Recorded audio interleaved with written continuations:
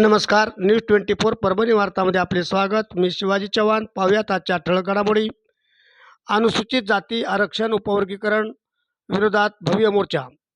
अकोला येथील अशोक वाटिका ते जिल्हाधिकारी अकोलापर्यंत भव्य मोर्चा काढण्यात आला. यामध्ये अनुसूचित जातींच्या उपवर्गीकरणासंदर्भातील बदर समितीचा अहवाल तात्काळ जनतेसमोर मांडावा. अनुसूचित जातीमधील सर्व 59 जातींच्या विचारवंत सामाजिक कार्यकर्ते साहित्यिक यांचा विचार विनिमय घ्यावा आदी प्रमुख मागण्यासह सम्राट अशोक सेना संस्थापक अध्यक्ष आकाशदादा शिरसाट यांच्या नेतृत्वात जिल्हाधिकारी कार्यालयावर भव्य मोर्चा काढण्यात आला. अशाच घटना घडामोडी पाहण्यासाठी आजच चॅनलला लाईक व बेल आयकॉन दाबून सबस्क्राईब करा व शेअर करा. अशाच घटना घडामोडी पाहण्यासाठी आजच न्यूज 24 परभणी वार्ता चॅनलला लाईक व बेल आयकॉन दाबून सबस्क्राईब करा व आपल्या प्रतिक्रिया कमेंट बॉक्समध्ये टाईप करून कमेंट्स करून जरूर आपल्या प्रतिक्रिया कळवा. तर पाहूया आकाशदादा शिरसाट यांचे याविषयीचे विचार. सर्वांना मानाचा क्रांतिकारी जय भीम, जय संविधान. आज अकोला जिल्ह्यात सर्व विद्यार्थी व भीमसैनिकांच्या वतीनं उपवर्गीकरणाच्या विरोधात मूकमोर्चा काढण्यात आला. या मूकमोर्चात मागण्या करण्यात आल्या की महाराष्ट्र राज्य सरकारने महाराष्ट्र राज्य शासनाने जो सध्या उपवर्गीकरण करण्याचा निर्णय घेतला हा अतिशय चुकीच्या पद्धतीनं उपवर्गीकरण करण्याचा निर्णय. संविधानात अशी कुठलीही तरतूद नसतानाही उपवर्गीकरण हे कसे काय करतात.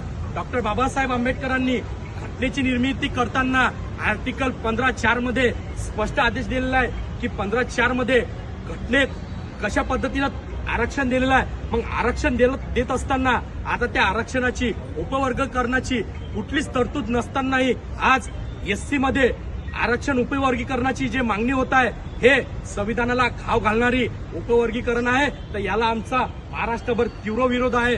कुठल्याही सरकारला याच्यात हस्तक्षेप करता येत नाही. आणि विशेष म्हणजे की जे बदर समिती आहे त्या बदर समितीचा अहवाल सध्या सार्वजनिक केला पाहिजेत. असा सार्वजनिक अहवाल नसताना हा उपवर्गीकरण कशाच्या माध्यमावर तुम्ही करता. सगळ्यात पहिले की महाराष्ट्रात जातीय न्याय जनगणना झाली पाहिजे. जातीय न्याय जनगणनेवरच तुम्ही आरक्षण ठरवू शकता. म्हणजे जिसकी जितनी संख्या भारी उसकी उतनी भागीदारी अशा पद्धतीनं जाती न्याय जनगणना करून सगळ्यात पहिले आरक्षण जाहीर केलं पाहिजेत. आणि जाती न्याय जनगणना नसतानाही तुम्ही आरक्षण कशाच्या माध्यमातून देता. 2011 मध्ये जातीनिहाय जनगणना झाली. त्याच्यानंतर जातीनिहाय जनगणना आतापर्यंत झालेली नाही. मग तुम्ही आरक्षणात उपवर्गीकरण कशाच्या बेसवर करता. बाबासाहेबांनी घटनेच्या आर्टिकल 15(4) मध्ये आरक्षण 15(4) आणि 15(4)-15(5) मध्ये स्पष्ट आरक्षणात एससीला त्यात आरक्षण दिलेलं आहे. त्याच्यात 59 जाती आहेत. 59 जातीपैकी 58 जाती हे उपवर्गीकरणाच्या विरोधात आहे. फक्त एक जात यात उपवर्गीकरण मागत आहे. आणि विशेष म्हणजे जातीला आरक्षण नाही. आरक्षण म्हणजे गरिबी हटाव हा विषय नाही. जातीला आरक्षण दिलेलं नाही. आरक्षण पवर्गाला आहे. पवर्ग म्हणजे त्याच्यात सगळे गट निर्माण केलेले आहेत. जसं एससी मध्ये 59 जाती आहेत तसंच पवर्ग हा आदिवासी मध्ये म्हणजे की एसटी मध्ये सुद्धा 47 जाती निर्माण केलेल्या आहेत. 47 जाती एकत्र करून त्या 47 जातीला आरक्षण दिलेलं आहे. म्हणजे एका जातीला कुठलंच आरक्षण संविधानात दिल्या जात नाही आणि जातीला आरक्षण भेटत नाही. हा पहिले मुद्दा महाराष्ट्र सरकारने समजून घेण्याचं काम केलं पाहिजे.